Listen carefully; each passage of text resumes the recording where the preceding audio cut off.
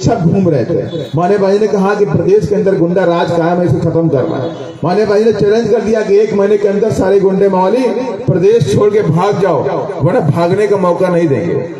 एक जैसे माने बहन जी का अल्टीमेटम खत्म हुआ, माने भाई ने सारे पुलिस अधिकारियों को बुला करके उनसे बोला कि सारे पूरे प्रदेश की सारी जो बॉर्डर है सब सील कर दो।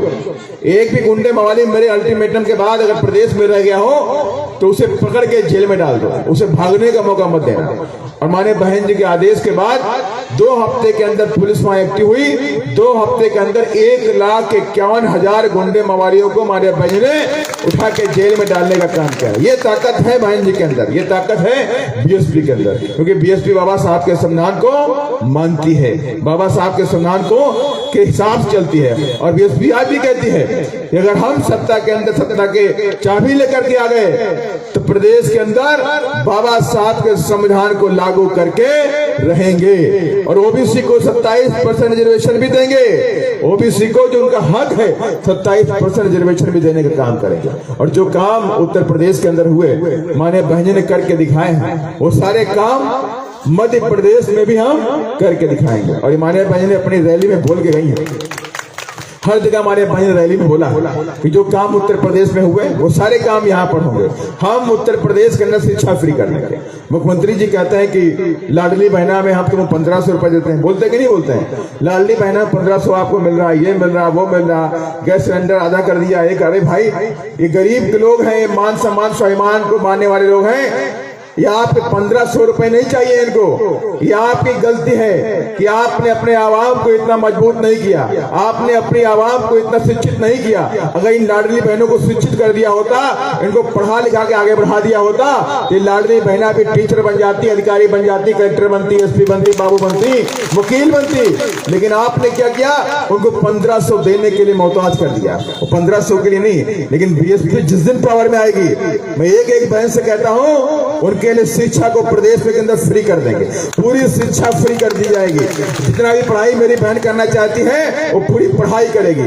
यही हमारी और उनके अंदर विचारधारा में अंतर है। हमारी कोई विरोधी पार्टी नहीं है, हमारी विचारधारा अलग है, उनकी विचारधारा अलग है। वो काम करते हैं बड़े बड़े धन्ना सेठों के लिए और हम काम करते हैं इस देश के अंदर बहुजन समाज, सब समाज के गरीबों के लिए। जो गरीब है उनके लिए काम करना चाहिए।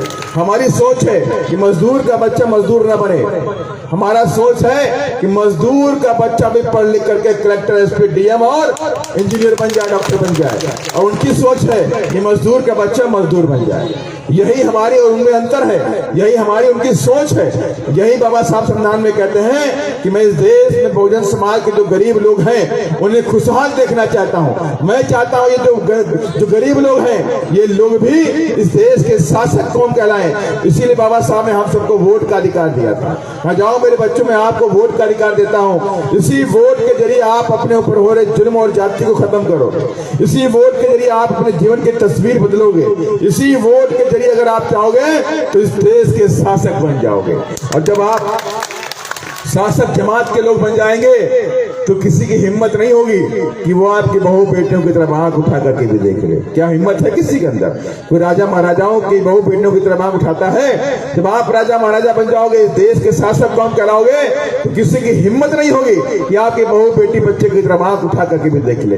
इसलिए मैं आपसे कहना चाहता हूँ कि चुनाव के दौरान तमाम विरोधी पार्टी साम दाम दंड भेद लगाने का काम करेंगे, लेकिन आपको किसी के बहकावे में नहीं आना है, किसी के भी रत्ती भर बहकावे में नहीं आना है। और इस बार बाबा साहब का नाम लेकर सबसे पहले सुबह उठ करके अपना वोटर आईडी कार्ड लेकर के वहां पर वोट डालने चले जाना है। उसके जब वोट पड़ जाए तब आप जाकर के चाय पीजिए, खाना खाइए, उससे पहले कुछ नहीं। हम व्रत कर लेंगे लेकिन पहला काम वोट डालेंगे, हाथी का बटन दबाएंगे जाकर के। जिस दिन आप सभी लोगों ने ये काम कर लिया 100%, मैं दावे के साथ मैं कहता हूं कि मध्य प्रदेश में परिवर्तन होगा और बदलाव भी होगा।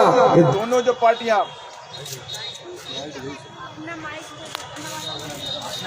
अपना वाला माइक दे दो।